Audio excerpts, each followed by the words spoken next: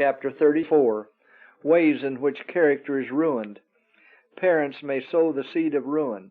Mistaken parents are teaching their children lessons which will prove ruinous to them and are also planting thorns for their own feet. To a great extent, parents hold in their own hands the future happiness of their children.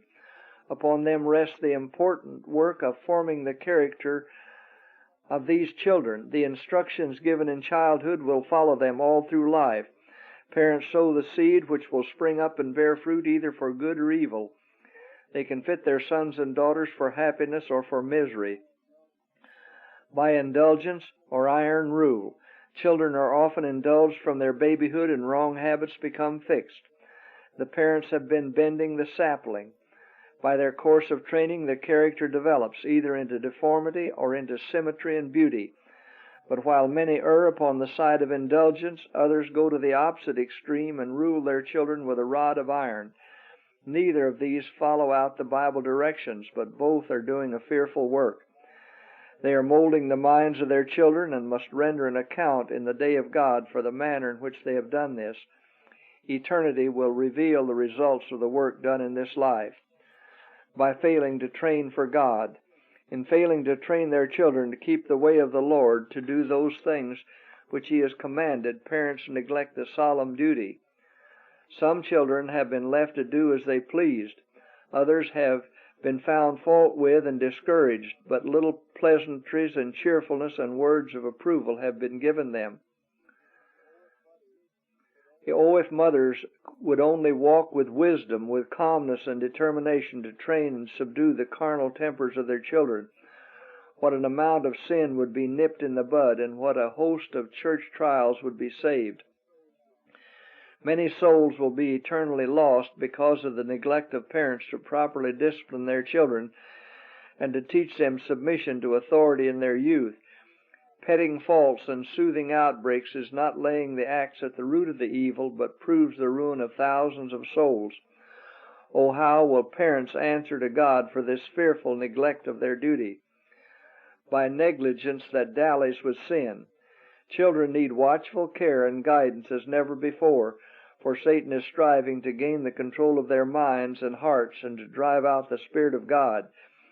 The fearful state of the youth of this age constitutes one of the strongest signs that we are living in the last days. But the ruin of many may be traced directly to the wrong management of the parents. The spirit of murmuring against reproof has been taking root and is bearing its fruit of insubordination. While the parents are not pleased with the characters their children are developing, they fail to see the errors that make them what they are. God condemns the negligence that dallies with sin and crime, and the insensibility that is slow to detect its baleful presence in the families of professed Christians. By lack of restraint, because they do not properly restrain and direct their children, thousands are coming up with deformed characters, with lax morals, and with little education in the practical duties of life. They are left to do as they please with their impulses, their time, and their mental powers. The loss to the cause of God in these neglected talents lies at the door of fathers and mothers, and what excuse will they render to Him whose stewards they are, entrusted with the sacred duty of fitting the souls under their charge to improve all their powers to the glory of their Creator? The parents have thought they loved their children, but have proved themselves their worst enemies. They have let evil go unrestrained. They have allowed their children to cherish sin, which is like cherishing and petting a viper. They will not only sting the victim who cherishes it, but all with whom he is connected. By overlooking glaring wrongs, instead of uniting with those who bear the burdens to lift up the standard of morals and working with heart and soul in the fear of God to correct the wrongs in their children, many parents soothe their own consciences by saying, "My children are no worse than others."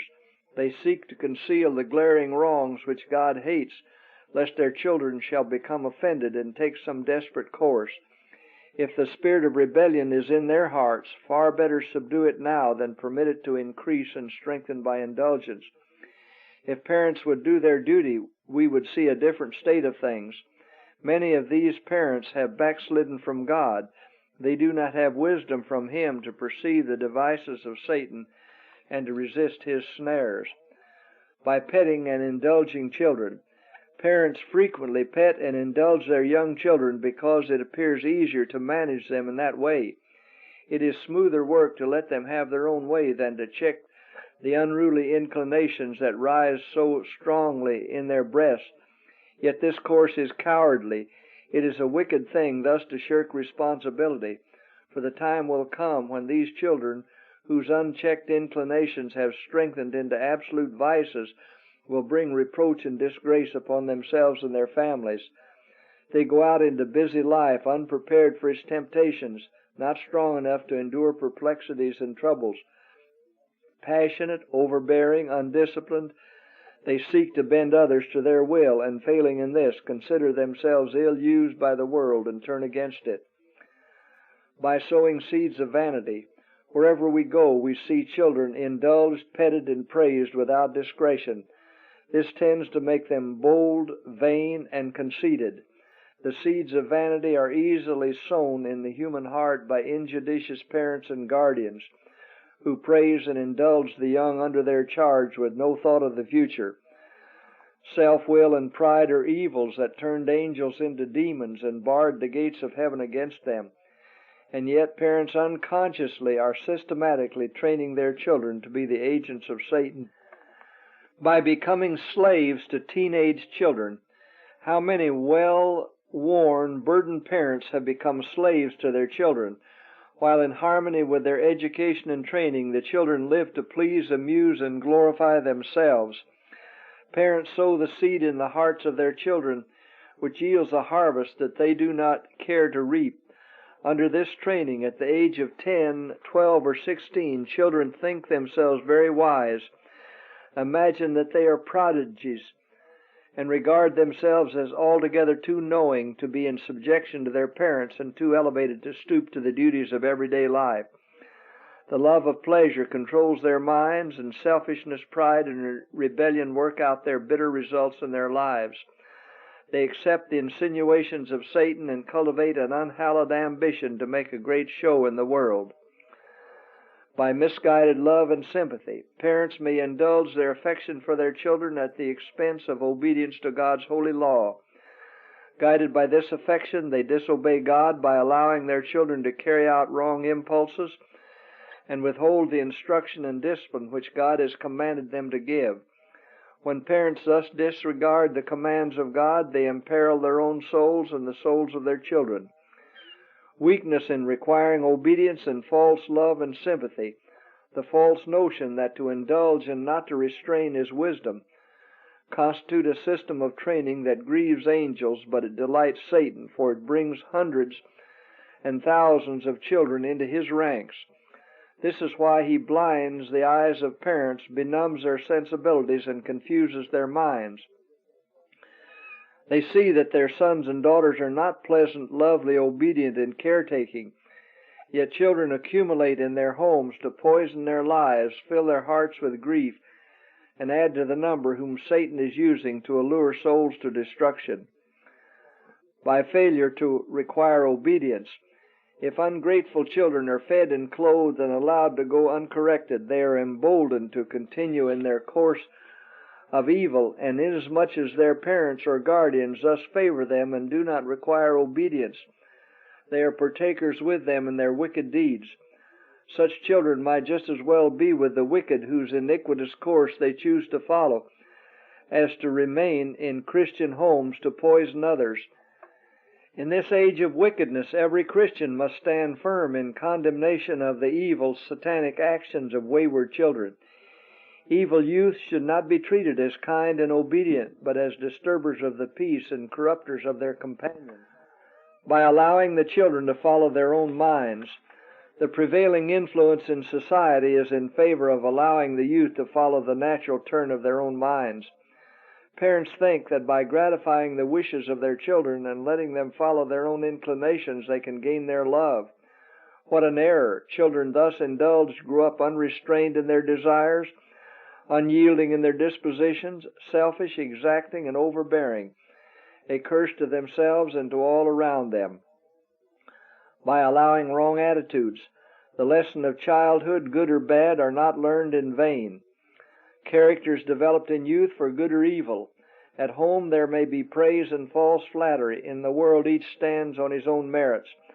The pampered ones to whom all home authority has yielded are there daily subjected to mortification by being obliged to yield to others.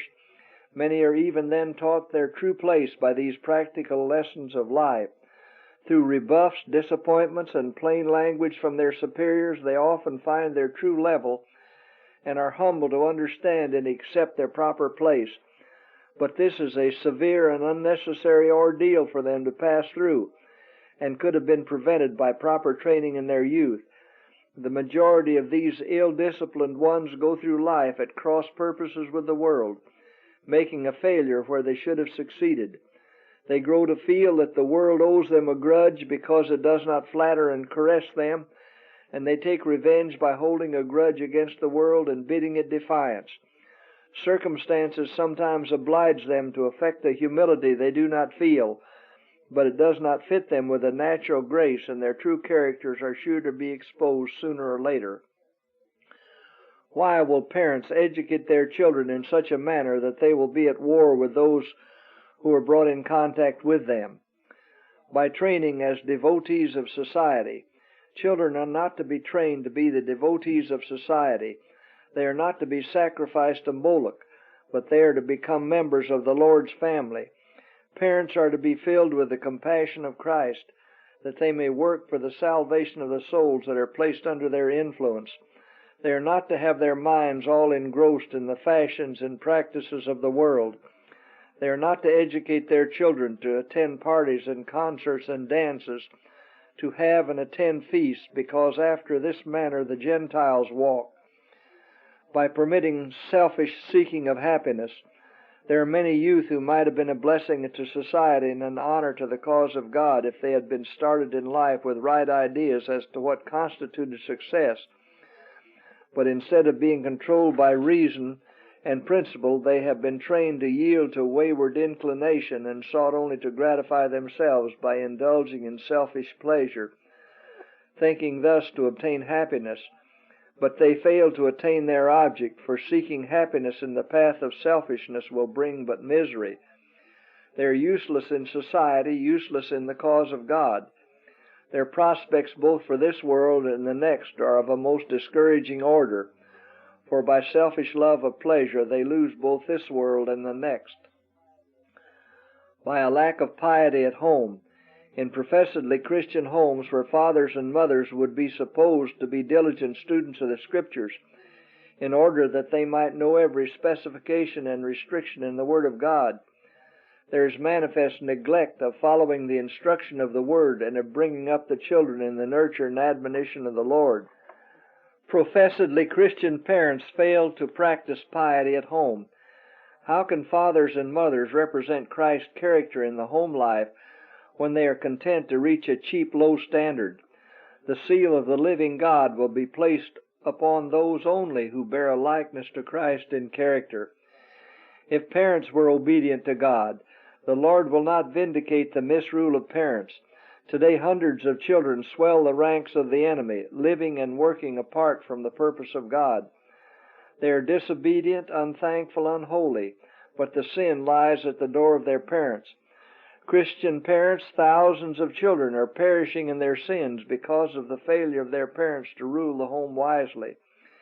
If parents were obedient to the unseen leader of the armies of Israel, whose glory was enshrouded in the pillar of cloud, the unhappy state of affairs now existing in so many families would not be seen.